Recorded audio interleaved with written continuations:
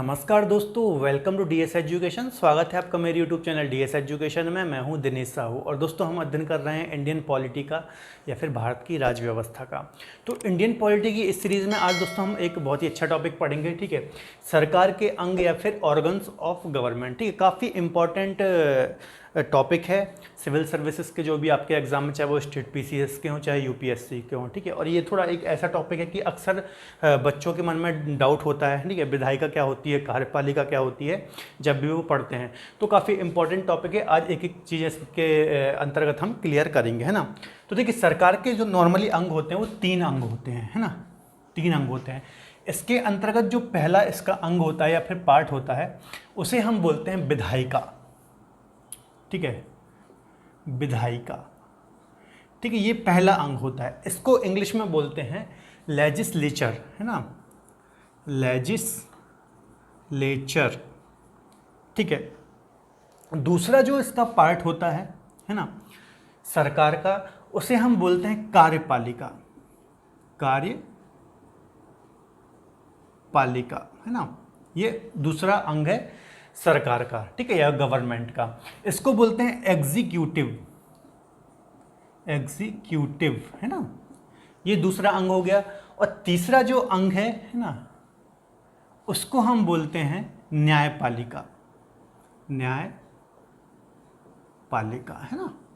English में इसको हम बोलेंगे जुडिशियरी, ठीक है। तो ये 3 अंग होते हैं, ठीक है, या फिर 3 ऑर्गन्स होते हैं गवर्नमेंट के, ठीक है।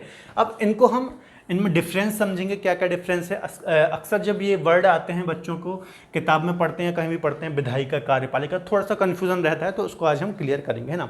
अब देखिए, विधायिका को भी हम 2 स्तर पर समझ सकते हैं। देखिए, अब एक चीज़ आप यहाँ पर क्लियर कर लीजिए, विधायिका और कार्यपालिका ये 2 स्तर पर कार्य करती हैं। देखिए, जो हमारा भारत देश है, ठीक है, वो यूनियन है ना, या फिर संघ है, ठीक है, जिसमें केंद्र और राज्य साथ साथ मिलकर के कार्य करते हैं, ठीक है। तो उसी प्रकार से विधायिका के अंतर्गत एक हम पढ़ेंगे केंद्र स्तर पर, है ना, एक हम पढ़ेंगे केंद्र स्तर पर और एक पढ़ेंगे राज्य स्तर पर, है ना। देखिए, केंद्र स्तर पर जो विधायिका होती है, ठीक है, उसमें क्या होता है, उसमें होती है संसद, ठीक है। विधायिका के अंतर्गत क्या आती है, संसद, केंद्र स्तर पर, है ना, या फिर संघ की विधायिका हम बोलेंगे इसको। आप यहाँ पर लिख लीजिएगा, यहाँ पर जगह कम पड़ जाएगी इसलिए मैं नहीं लिख रहा हूँ, यहाँ पर आप इस एरो में लिख लीजिएगा संघ की विधायिका, है ना, या फिर हम केंद्र के अंतर्गत पढ़ रहे हैं। और यहाँ पर हो जाएगा राज्य की विधायिका, या फिर मैं यहाँ पर सिर्फ राज्य लिख रहा हूँ, ठीक है। यहाँ पर क्या आ जाएगा, यहाँ पर आ जाएगा विधानमंडल, विधानमंडल, ठीक है, ठीक है। इसमें उसको बोलते हैं स्टेट लेजिस्लेचर भी बोलते हैं, ठीक है, संसद को पार्लियामेंट बोलते हैं, ठीक है। तो विधायिका के अंतर्गत क्या क्या हो गया, हमने 2 स्तर पर समझा, एक केंद्र स्तर पर और एक राज्य स्तर पर, ठीक है। केंद्र स्तर पर संसद, अब संसद किस किस से मिलकर के बना है, तो संसद के अंतर्गत होता है राष्ट्रपति, है ना, प्रेसिडेंट होता है, ठीक है, फिर होता है लोकसभा, लोअर हाउस होता है जो कि, है ना, और एक होता है राज्यसभा, अपर हाउस, ठीक है। ये 3 चीज़ों से मिलकर के बनी है संसद।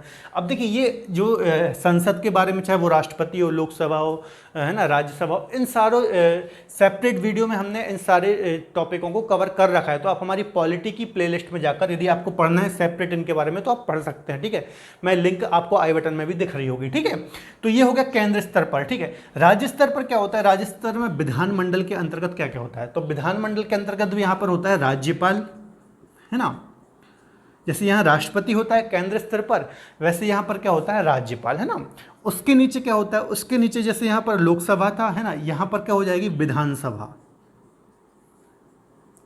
विधानसभा।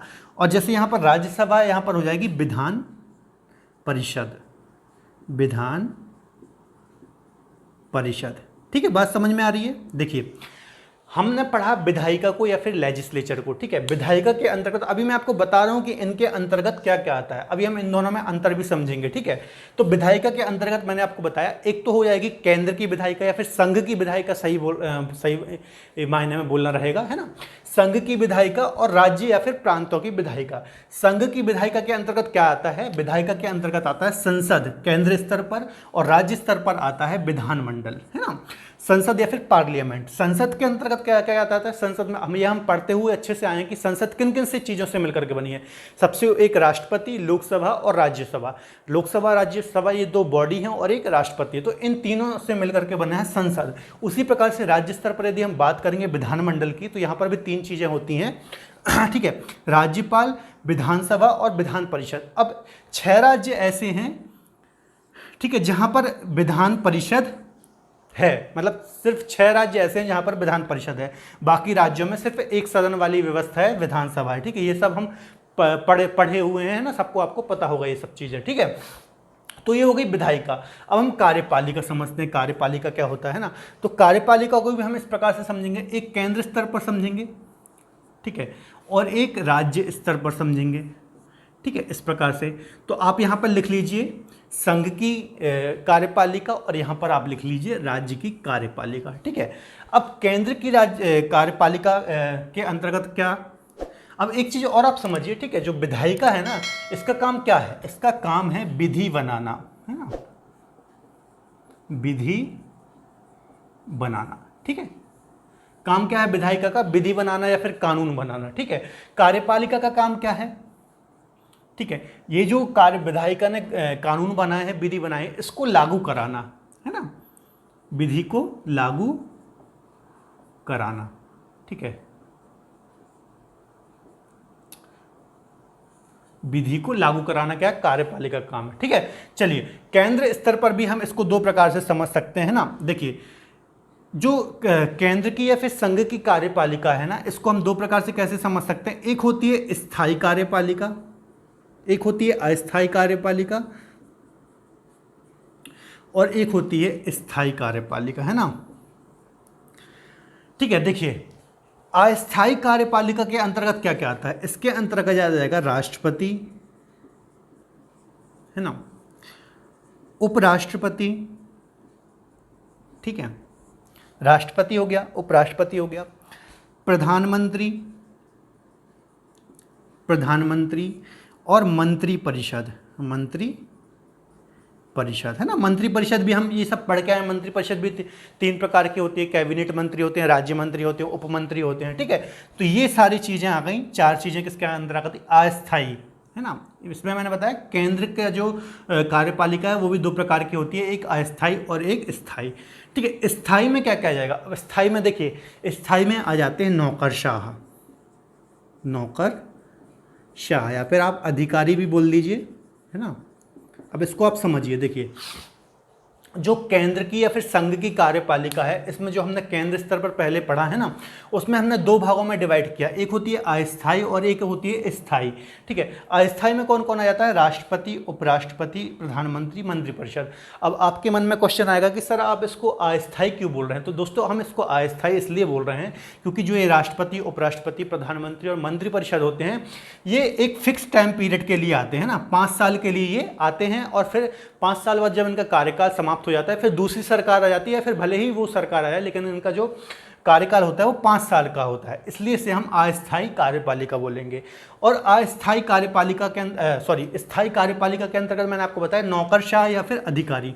एग्जाम्पल मैं आपको बता रहा हूँ, IAS ऑफिसर हो गए, IPS हो गए, या फिर अन्य अधिकारी या फिर कर्मचारी, ठीक है। अब जो भी सरकारी अधिकारी कर्मचारी होते हैं ना, उसको मैं बता रहा हूँ स्थायी के अंतर्गत। अब इनको हम स्थायी इसलिए बोल रहे हैं क्योंकि जब भी कोई जैसे IAS ऑफिसर है, जब ये सिलेक्ट होगा और इसको नियुक्ति पत्र मिलेगा, तो इसको उसकी एज तक, जब 60 या फिर 65 वर्ष के जो भी कोई अधिकारी है, तो जब तक उसकी वो एज पूरी नहीं हो जाएगी तब तक वो उस पद पर बना रहेगा, इसलिए ये स्थायी कार्यपालिका है।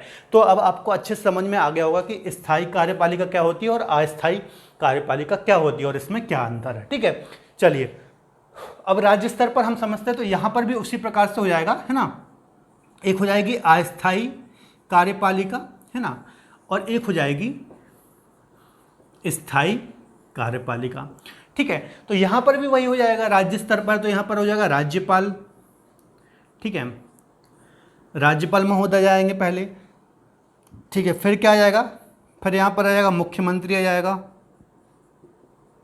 ठीक है, मुख्यमंत्री आ जाएगा। मुख्यमंत्री के बाद आ जाएगा मंत्री परिषद, मंत्री परिषद, ठीक है, ये 3 चीज़ें आ जाएंगी।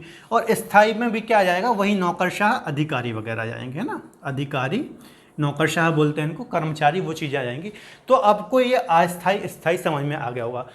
ठीक है, अब देखिए, अब थोड़ा हम यहाँ पर विधायिका और कार्यपालिका में अंदर समझने की कोशिश करते हैं। देखिए यहाँ पर मैंने क्या बताया, विधायिका का काम है विधि बनाना या फिर कानून बनाना, लॉ बनाना, है ना। और कार्यपालिका का कार्य यहाँ पर क्या है, उस विधि को जो कि विधायिका ने बनाई है उसको लागू करवाना, है ना, पूरे देश में लागू करवाना। चलिए अब इसमें थोड़ा अंदर समझते हैं। देखिए इसमें मैंने आपको बताया संसद और राज्य स्तर पर विधानमंडल होता है, और इसमें क्या होता है, इसमें भी राष्ट्रपति, उपराष्ट्रपति, प्रधानमंत्री, मंत्रिपरिषद होती है। अब ये बोलेंगे आप, ये तो यहाँ पर भी होते हैं, क्योंकि संसद है तो यहाँ पर भी राष्ट्रपति है, लोकसभा है तो यहाँ पर प्रधानमंत्री आएगा, मंत्रिपरिषद। पर अंतर क्या है इनमें, आपके मन में ये क्वेश्चन आएगा। तो देखिए जो विधायिका है ना, ठीक है, यदि हम केंद्रीय स्तर की बात करें तो इसमें सभी लोग आ जाएंगे, जो भी, जैसे मान लीजिए लोकसभा की बात करें तो उसमें सब लोग हैं, जो जितने भी लोग चुन करके आए, उसमें सरकार के लोग भी हैं, विपक्ष के लोग भी हैं, सारे लोग हैं। ठीक है, जहाँ पर कानून बनता है संसद में तो उसमें सभी लोग हैं, अन्य दल के लोग भी हैं, विपक्ष के लोग भी हैं। ठीक है, जबकि यहाँ पर क्या है, कार्यपालिका में यदि हम बात करेंगे तो जो सरकार के लोग हैं ना, जैसे प्रधानमंत्री हो गया, मंत्रिपरिषद हो गया, तो ये लोग हैं यहाँ पर। ठीक है, तो यहाँ पर विपक्ष के लोग नहीं होंगे, तो ये इसमें एक अंतर है। ठीक है, कार्यपालिका में कौन लोग होंगे, जो कि सरकार के लोग हैं, जबकि यहाँ पर कौन है, विधायिका में, संसद में सभी लोग बैठे हुए हैं, सभी दल के लोग बैठे हुए हैं, वहाँ पर सरकार के लोग भी हैं, विपक्ष के लोग भी हैं। ठीक है, तो ये थोड़ा सा आपको अंतर याद रखना है, और इनका काम भी याद रखना है। विधायिका का काम है, नाम से ही स्पष्ट हो रहा है, विधायिका मतलब विधि बनाना, और कार्यपालिका मतलब जो कार्य कर रही है, विधि को लागू कर रही है। ठीक है, तो ये आपको थोड़ा सा अंतर आपको याद दिमाग में रखना है। चलिए अब न्यायपालिका का काम क्या है। ठीक है, न्यायपालिका, इसके अंतर्गत क्या क्या आ जाएगा, सबसे पहले आ जाएगा एक सुप्रीम कोर्ट, सर्वोच्च न्यायालय, है ना, सर्वोच्च न्यायालय, इसको क्या बोलेंगे, सुप्रीम कोर्ट बोलते हैं। ठीक है, उसके नीचे क्या होता है, उसके नीचे राज्यों में क्या होता है, हाई कोर्ट होता है, या फिर उच्च न्यायालय, है ना, उच्च न्यायालय। ठीक है, राज्यों में क्या होते हैं, उच्च, हर एक राज्य का अपना एक न्यायालय होता है, जिससे हम उच्च न्यायालय बोलते हैं, हाई कोर्ट बोलते हैं। अभी वर्तमान में कितने हैं, 25 है ना, 25 हाई कोर्ट है। और उसके नीचे फिर एक डिस्ट्रिक्ट कोर्ट भी होता है। ठीक है, जैसे सत्र न्यायालय भी कहते हैं ना, जिला न्यायालय भी बोलते हैं, तो जिला न्यायालय। ठीक है, अब देखिए न्यायपालिका का काम क्या है। देखिए विधायिका ने कोई कानून बनाया, फिर विधि बनाई, ठीक है, कार्यपालिका ने उसको लागू कराया, और मान लीजिए उस कानून को लागू करने में कोई दिक्कत आ रहा है, कोई डिस्प्यूट आ रहा है, तो उसका जो भी निराकरण करेगी ना, वो न्यायपालिका करेगी। ठीक है, मान लीजिए विधायिका ने कोई कानून बनाया, ठीक है ना, इसने कार्यपालिका ने उसको लागू किया। ठीक है, अब उसको लागू करने में कोई दिक्कत आ रही है, कोई किसी प्रकार का डिस्प्यूट है, तो उससे संबंधित जो भी डिस्प्यूट होंगी उसका निराकरण कौन करेगी, न्यायपालिका। ठीक है, तो ये तीनों अंग साथ में मिलकर के कार्य करते हैं। चलिए ठीक है, इसके अलावा एक बात और बता दूं, जो न्यायपालिका है हमारी वो कैसी है, एकीकृत है। एकीकृत का मतलब ये है, आप ऐसा मत समझिएगा जैसे हमने यहाँ पर समझा केंद्र का अलग सिस्टम है, राज्य का अलग सिस्टम है ना, वैसे यहाँ पर कुछ है, तो ऐसा कुछ नहीं है। हमारी जो न्यायपालिका है वो एकीकृत है। इसका मतलब ये है कि मान लीजिए जिला कोर्ट या फिर जिला न्यायालय में कोई केस आया, कोई यहाँ पर केस हार गया है ना, तो वो कहाँ चैलेंज करता है उसको, वो हाई कोर्ट में उसको चैलेंज कर सकता है। वहाँ से भी यदि वो हार गया तो उसको सर्वोच्च न्यायालय सुप्रीम कोर्ट में चैलेंज कर सकता है। ठीक है, तो जो हमारी न्यायपालिका है वो एकीकृत है। ठीक है, और ये जो किसी भी प्रकार का जो विवाद है इससे संबंधित, उसका निराकरण कौन करती है, न्यायपालिका। ठीक है, चलिए, तो ये आशा करता हूँ आपको यहाँ पर ये चीज़ें समझ में आ गई होंगी, है ना।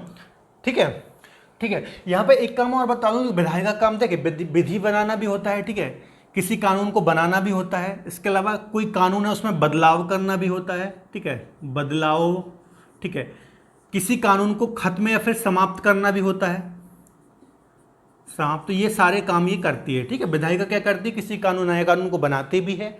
ठीक है, यदि कोई कानून है उसमें किसी बदलाव की आवश्यकता है तो उसमें बदलाव भी कर सकती है। इसके अलावा किसी कानून को वो समाप्त भी कर सकती है, जैसे धारा 370 को जम्मू कश्मीर से हटाया गया था। ठीक है, तो इस प्रकार से ये विधायिका का काम है। तो दोस्तों आशा करता हूँ आज का लेक्चर आपको समझ में आया होगा, है ना, अच्छी तरीके से मैंने आपको बता दिया है। तो आज के लिए इतना ही। यदि आपको आज का लेक्चर पसंद आया तो प्लीज़ वीडियो को लाइक करें, इसके अलावा अपने दोस्तों के साथ शेयर कर सकते हैं। तो तब तक के लिए धन्यवाद, अपना ख्याल रखें।